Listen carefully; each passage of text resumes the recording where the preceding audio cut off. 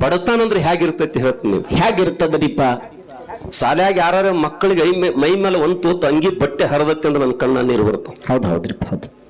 ಯಾಕೆ ಬರ್ತಾವ ಅಂತ ಕೇಳಿದ್ರೆ, ಯಾಕ್ರಿಪ್ಪ? ನಾನು 10ನೇ ತರಗತಿ ಬರೋ ತನಕ ಅಂಗಿ ಸ್ವಂತ ತಗೊಂಡು ಹಾಕೊಳ್ಳೋ ಶಕ್ತಿ ಇಲ್ಲಾಗಿತ್ತು. ಹೌದ್ರಿಪ್ಪ, ಹೌದು. ಬಹುತೇಕ ನಮ್ಮ ಮೌಶಿ ಇಲ್ಲೇ ಕೂತಾಳ.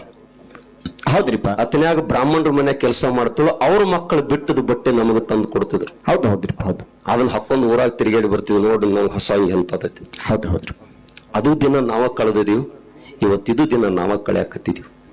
ಅದಕ್ಕೆ ಸ್ವಲ್ಪ ಕಿಂಚಿತ್ ನಮ್ಮಲ್ಲಿ ಕಳಕಳಿ ಬೇಕು. ಆ ಮನುಷ್ಯ ಕಷ್ಟದಾಗ ಅದಲ್ಲ, ನನ್ನಿಂದ ಏನಾರ ಸಾಧ್ಯ ಐತೇನೋ ಸಹಾಯ ಮಾಡಕ ಇಟ್ಟು ನಿನ್ನ ಮನಸ್ಸಿನಲ್ಲಿ ಬಂತಂದ್ರ ನಾ ಮನುಷ್ಯನಾಗಿ ಬಂದದ್ದು ಸಾರ್ಥಕ ಆಗ್ತದ್ರಿ. ಆಗ್ತದ್ರಿ. ಬಹುತೇಕ ನೀವು ನಿನ್ನೆ ತಮಿಳುನಾಡದ ಒಂದು ಘಟನೆ ನೋಡಿರಿ. ಹೌದ್ರಿ. ಮನ್ಯಾಗ ಆಕಳ ಸಾಕ್ಯಾರ್ರಿಪ್ಪ. ಗುಡ್ಡ ಕತ್ತರಿಸಿ ಬೀಳತೈತಿ. ಬೆಳ್ಳಿಕತ್ತದ್ರಿ. ಬೆಳತನಕ ಆಕಳ ಒದರೈತಿ. ಹೌದ್ರಿ. ಆಕಳ ಯಾಕೆ ಒದರಾಕತ್ತೈತಿ ಹೊರಗೆ ಬಂದು ನೋಡ್ಯಾನ. ನೋಡ್ಯಾನ್ರಿಪ್ಪ. ಆ ಗುಡ್ಡ ಕತ್ತರಿಸಿ ಬರೋದು ನೋಡಿ ಆಕಳ ಒದರ್ಲತ್ತೈತಿ. ಯಜಮಾನ ಎಬ್ಸ್ಬೇಕು. ಆ ಆಕಳ ತಗೊಂಡು ಮನ್ಯಾನ ಮಂದಿನ ಕರ್ಕೊಂಡು ಗುಡ್ಡ ಏರ್ಯಾನ ಅವ ಅದರಂದು ಬಚಾವಾಗಿ ಬಿಟ್ಟ. ಆಗ್ಯಾನ್ರಿಪ್ಪ.